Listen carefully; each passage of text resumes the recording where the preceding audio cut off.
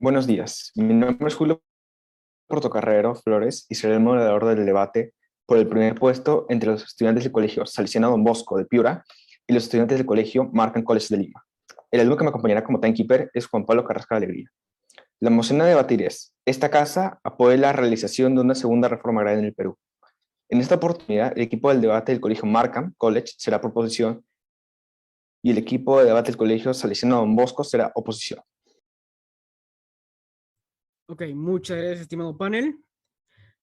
El 1% de la población tiene lo que el otro 99% necesita. Ok, panel, no seré seré breve en cuanto a la presentación. Voy a comenzar con este framing con las siguientes definiciones. Primero que nada, la definición de reforma agraria como aquel conjunto de medidas políticas, económicas, sociales y legislativas impulsadas por el Estado con el fin de brindar las condiciones necesarias para que todos tengan las mismas oportunidades. Hay que entender que el término reforma agraria no debe hacernos saltar por el mal presente inmediato que tenemos, ya que este tipo de reforma tiene como objetivo brindar ese marco legal, social, de condiciones mínimas de desarrollo, principalmente en el sector agrícola. Luego, la definición de explotación laboral es el conjunto de abusos ejercidos por los jefes o aquellos puestos de poder sobre sus subordinados directos o indirectos. Y por último, la definición de derechos laborales es el conjunto de normas dictadas a fin de regular las relaciones laborales que se establecen en un determinado país. El objetivo principal del derecho laboral consiste en defender los intereses del trabajador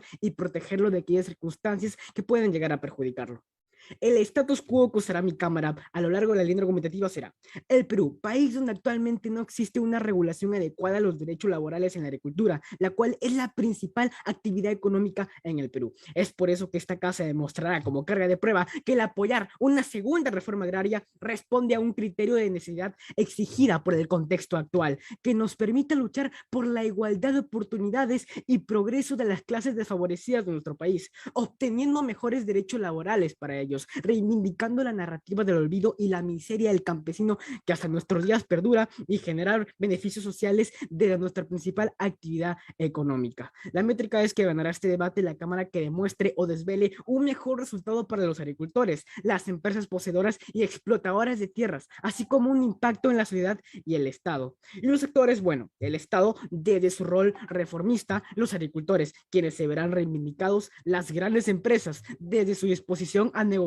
con el pueblo peruano, y la sociedad civil desde la narrativa que existirá y la mejor regulación del mercado. Ahora sí, panel, procedo a caracterizar esta moción.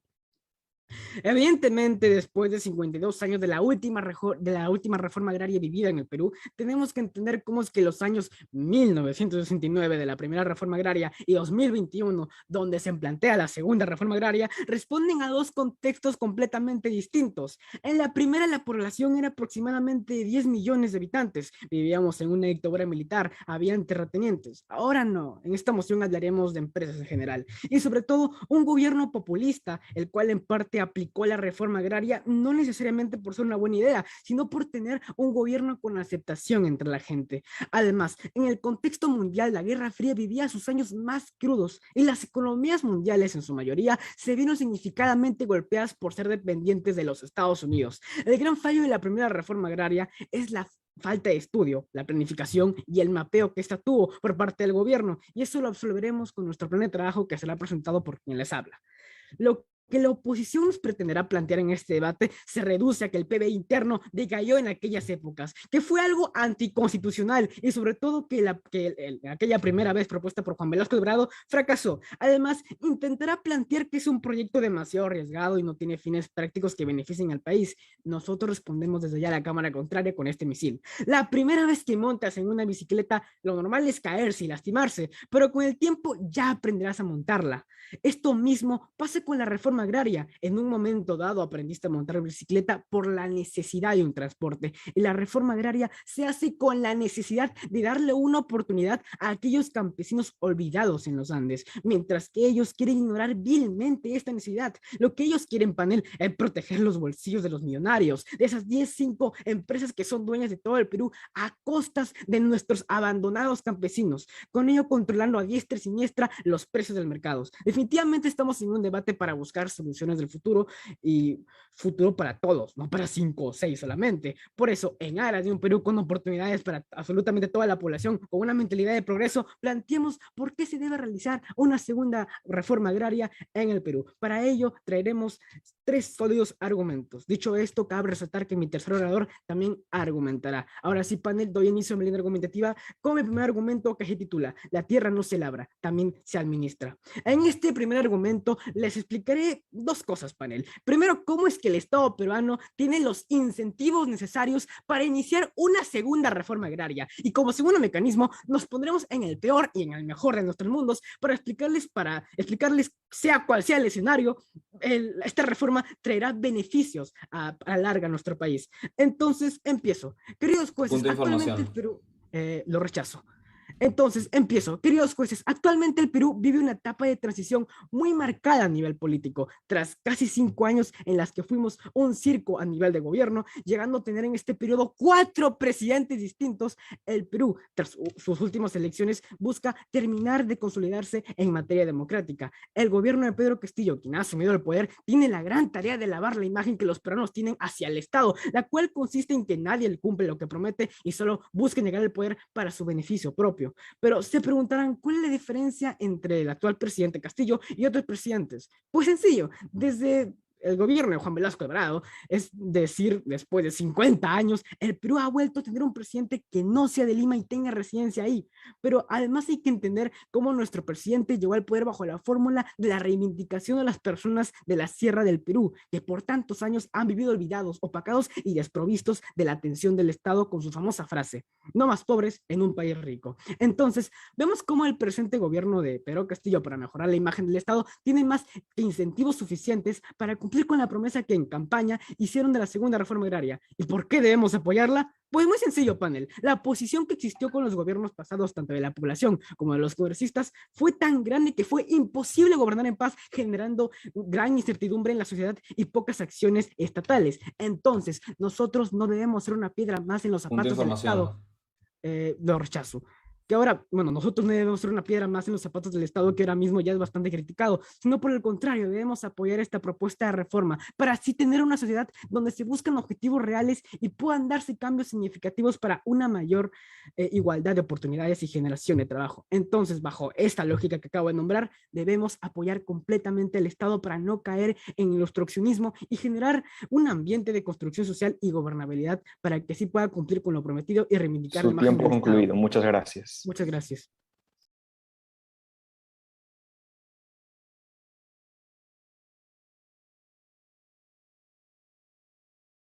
Invitamos al primer orador de la Casa de Oposición del Colegio Markham a que haga uso de la palabra, para lo cual dispone de 7 minutos. Este orador recibe hasta 2 puntos de información entre los minutos 2 y 6, ya que el primer y último minuto son blindados. Ok, muchas gracias. Me gustaría empezar mi discurso un poco mencionando el status quo de la Casa Contraria. Menciona a Castillo y al gobierno en el contexto actual, pero le faltó caracterizar cómo está el contexto actual del Perú. Inestabilidad y, sobre todo, ineficacia estatal. Ahora, también mencionan de que el fallo de la primera reforma es debido a falta de información y estudio. Bueno, sin embargo, esta falta de información y estudio también está presente actualmente. Solo veamos el índice de informalidad, lo cual, ¿qué significa? Que es información que no está documentada, a la cual el Estado y el gobierno no tienen acceso, por ende no podría ser un plan eficaz que sea a medida de lo que en verdad se necesita. Ahora, mencionan los fallos de la reforma agraria como si fuera montar una bicicleta, y que si lo haces de nuevo, lo tienes que hacer de nuevo hasta volver a intentarlo. No, bueno, nosotros lo vemos como cometer el mismo error 2 veces, y si se hace en un futuro, cometer el mismo error 3, 4 veces hasta que simplemente se pare a hacer. Pero por último, nos caracterizan de elitistas, al creer que defendemos a la clase alta, pero nosotros también velamos por los campesinos. A diferencia de la casa contraria, nosotros velamos por los campesinos en la realidad. Nosotros en verdad analizamos las fallas del gobierno actual y vamos a proponer un cambio que no sea la reforma agraria. Vamos a proponer un cambio que en verdad sea eficaz. Y bueno, tanto que a la casa contraria le gusta hablar del presidente Castillo, vamos a analizar un poco, y esto me lleva al primer argumento, que es el argumento de desconfianza. Una segunda reforma agraria genera una desconfianza en la economía peruana. Pues pone el dedo en las heridas que dejó la primera reforma agraria impuesta por una dictadura, y bueno, ya que trajo más perjuicios que beneficios al Perú. También genera cuestionamientos fundados sobre sus medidas y consecuencias económicas, sociales y políticas, aspectos que la Casa Contraria tanto vela por defender. Los sectores económicos importantes para la economía se encuentran en desacuerdo con la segunda reforma agraria. Bueno, pues reconocen sus defectos y consideran de que se puede implementar otra medida que no sea una reforma, pero que sea mucho más eficaz. Por ende, realizar la reforma desestabilizaría la economía, bueno, ya que la inversión privada es reducida, lo cual afecta mayormente al campesinado. Se menciona de que lo que propone el presidente Castillo no contempla necesariamente un plan de ordenamiento territorial para evitar conflictos con otras actividades, como el de las industrias extractivas, de la cual la economía es totalmente pendiente, ya que, bueno, solo el sector minero representa el 10% del PBI. Ahora también hay muchos temas irresueltos por la segunda reforma agraria que se plantea, vinculados no solo al aumento de la producción, sino también a la transformación de materias primas, comunidades campesinas, acceso al agua, cambio climático, entre otros, que ni siquiera han sido considerados.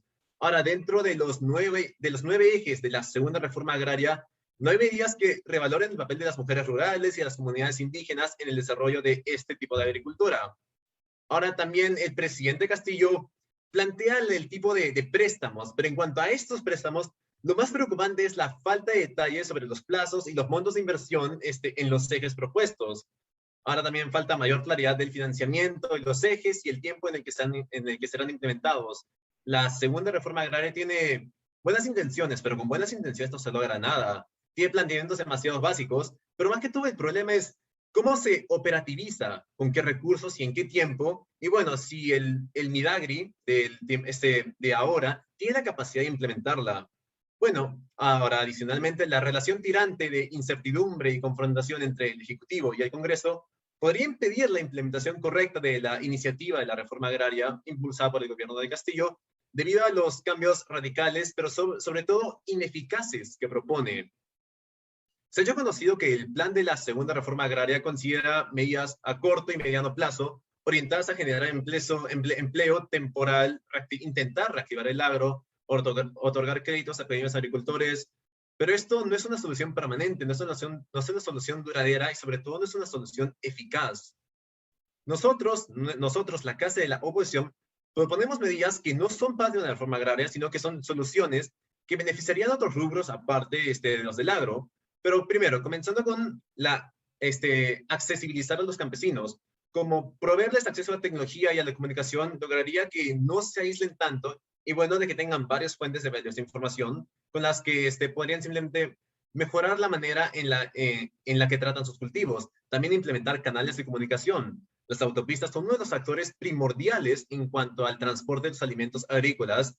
Sin embargo, la construcción de autopistas trae más beneficios aparte de los del agro. Se podrían transportar recursos que no tienen nada que ver con los alimentos, pero a la vez no estamos dejando de lado al agro. También existen los préstamos de segundo piso.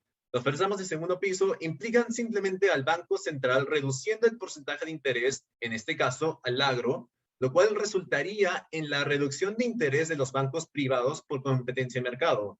Nosotros hemos resaltado que el Estado sí tiene una administración totalmente ineficaz, por eso indirectamente se está dejando el tema de los bancos y el tema de los préstamos al sector privado, que sí podría proveer un beneficio al sector agro.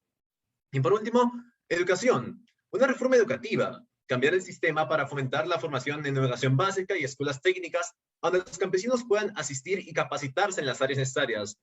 Las dudas que existen sobre la segunda reforma agraria, bueno, por parte de opinólogos, economistas e instituciones, demuestran que el implementarla podría desestabilizar la economía. Bueno, pues ya he mencionado la desconfianza que genera, especialmente la económica, y bueno, que no resuelve los problemas de fondo del agro. Solo se concentra en la superficie, en los problemas que ni siquiera estarían presentes en todo el Perú, solo estarían presentes en una cantidad de regiones demasiado contadas. La inestabilidad económica es algo que no necesitamos en un contexto emergente de pandemia. Estamos en un contexto donde la mayoría de la población está totalmente dividida en cuanto a opiniones políticas. Ahora, debido al contexto de pandemia, según los datos de la Organización de las Naciones Unidas para la Alimentación y la agricultura ha sido uno de los sectores más empobrecidos durante la crisis por la COVID-19. Los sectores importantes de la economía desconfían de los ejes y las propuestas planteadas en la segunda reforma agraria. No, va mucho más allá de lo de solo el nombre, va incluso a lo que se propone. Ya he mencionado de que todas estas medidas son totalmente ineficaces, superficiales, y encima a corto o mediano plazo. Esto se ve dar, bueno, reflejado en, bueno, inversión privada y el apoyo al sector agricultor peruano. Hay menos apoyo privado, por ende esto impactaría negativamente a los agricultores. La Casa Contraria quiere defender a los agricultores. Dice que su métrica es que ganaría el debate la casa que pruebe que en su mundo hay un mejor beneficio. Bueno, acá nosotros probamos que, basándonos en la realidad y en los efectos... Muchas gracias, su tiempo concluido.